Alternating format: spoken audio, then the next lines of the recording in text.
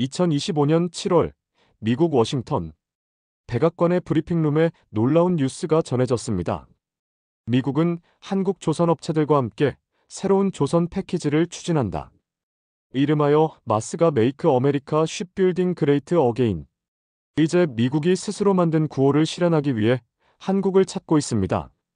대체 왜 세계 최강대국이 한국의 조선소에 목을 매달게 된 걸까요? 2025년 중반 미국은 서태평양에서 급격히 커져가는 중국 해군 위협에 직면해 있습니다. 중국은 세계 최대 해군을 보유하게 됐다. 미국은 따라잡기 위한 변화를 시작했다. 이제 미국과 중국의 해군 경쟁은 단순한 군사력 비교를 넘어 글로벌 패권을 좌우할 핵심 전장이 되었습니다. 그러나 미국은 조선업이 몰락해 있습니다. 믿기 어렵지만 미국은 한때 세계 최고의 조선 강국이었습니다.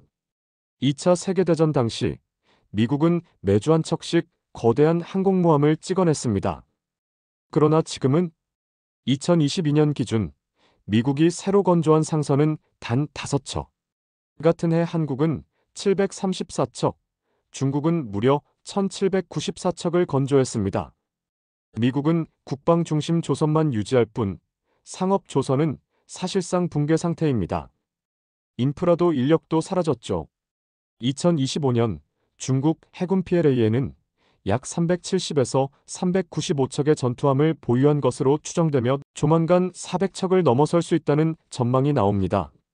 반면 미국은 약 290척 수준의 전투함을 보유하며 2025년 목표였던 313척도 달성하지 못했습니다.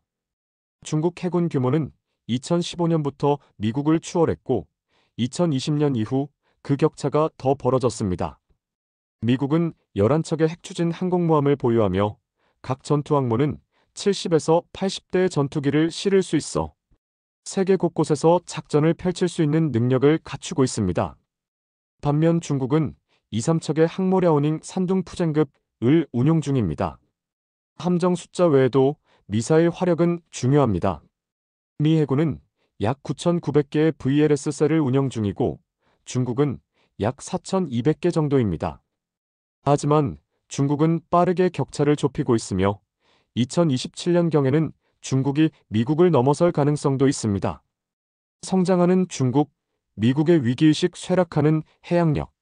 미 해군 수장 존 펠란 장관은 중국의 조선 능력이 미국을 압도하고 있다고 경고하며 중국은 모든 나라를 합친 것보다 더 많은 군함을 짓고 있고 미국은 이대로 해양 패권을 잃을 수 있다고 말했습니다. 중국은 항모를 바탕으로 타이완 주변, 남중국해, 센카쿠 열도 부근에서 지속적인 군사활동을 벌이고 있습니다. 미국은 이에 대응해 팔라우 등 전략 요충지에 군수 허브를 확대하고 있습니다. 한편 중국은 세계 최대 조선 강국으로 부상하며 해양 패권을 노리고 있습니다. 중국은 조선 능력을 활용해 해군 전력을 무섭게 확장하고 대규모 상선 네트워크로 글로벌 공급망을 장악하고 있습니다.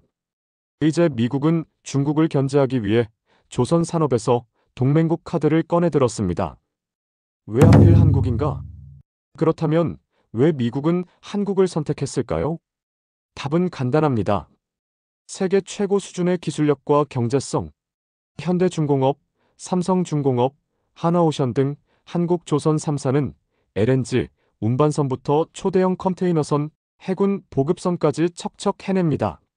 한국은 단순한 건조 능력만 있는 게 아닙니다. 정비 수리의 마로 기술까지 갖췄어요. 미국 해군이 직접 경험한 거죠. 한국이 핵심인 이유는 기술력과 동맹 기반.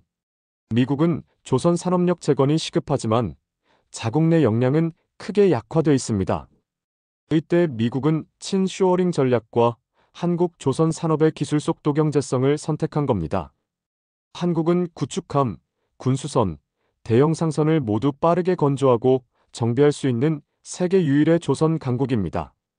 새로운 전략 동맹 마스가와 글로벌 패권 전략. 트럼프 행정부는 2025년 메이크 어메리카 쉽빌딩 그레이트 어게인 패키지를 발표하며 한국 기업의 1,500억 달러 규모 조선업 투자를 조건으로 관세 인하를 제한 합의했습니다.